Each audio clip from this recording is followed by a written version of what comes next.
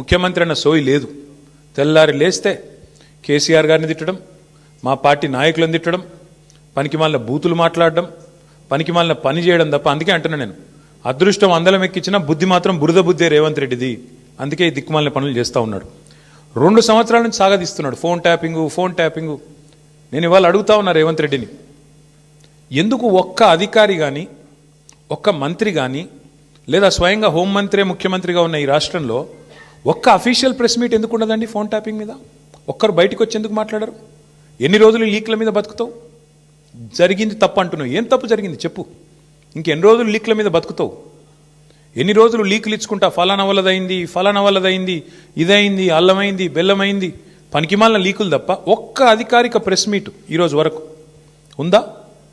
Sit కానీ ఇంకోటి కానీ లేదా మంత్రులు కానీ ముఖ్యమంత్రి కానీ ఒక్క మాట అధికారికంగా చెప్పిన పాపన పోయినరా? ఏంది ఫోన్ ట్యాపింగ్? ఎవరి ఫోన్ ట్యాపింగ్? ఎక్కడ ఫోన్ ట్యాపింగ్? ఏం జరిగింది? రాజకీయ వేధింపులకు ఇంకా విచిత్రం ఏంటంటే